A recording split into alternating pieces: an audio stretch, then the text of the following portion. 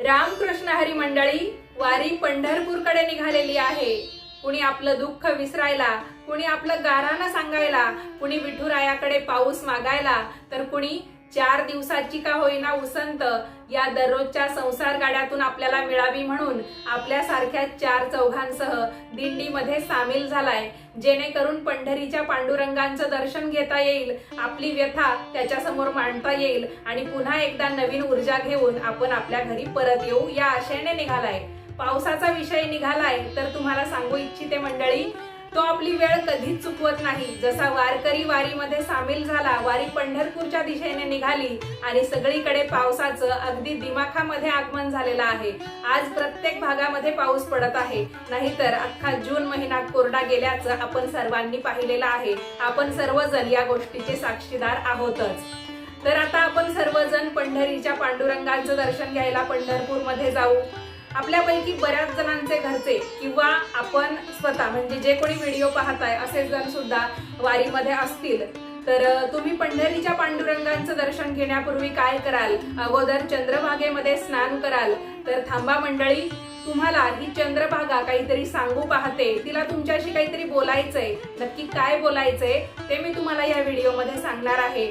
नमस्कार मंडळी, मी शीतल आणि आपण पाहताय शीतलवाणी।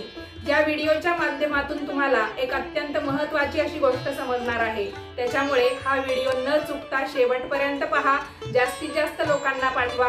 आपल्या चॅनलवर तुम्ही पहिल्यांदाच आलेला असाल तर हे आपलं नवीन चॅनल आहे, चॅनलचं नाव आहे शीतलवाणी। याच्यावर तुम्हाला धार्मिक तसेच आध्यात्मिक प्रकारचे सर्व व्हिडिओ पाहायला मिळतील, तेव्हा हा व्हिडिओ सुद्धा शेवटपर्यंत नक्की पहा। व्हिडिओ पाहत असताना कमेंट्स मध्ये लिहा रामकृष्ण हरी। व्हिडिओला सुरुवात करण्यापूर्वी आपण छानशी एक सुरुवात करूया। चंद्रभागेच्या तीरी, चंद्रभागेच्या तीरी उभा मंदिरी, तो पहा विटेवरी।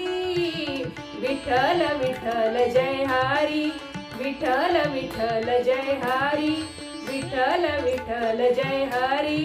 चला व्हिडिओला सुरुवात करते। नमस्कार मंडळी, मी चंद्रभागा बोलते।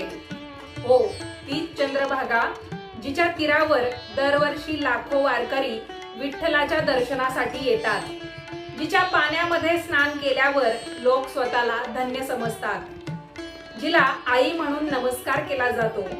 आज मला तुमच्याशी थोडंसं बोलायचं आहे।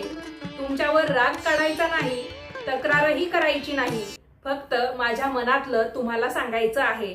ऐकाल ना? एकेकाळी माझ्या पाण्यात फक्त भक्ती वाहायची, आज भक्ती सोबत काहीतरी अजून वाहत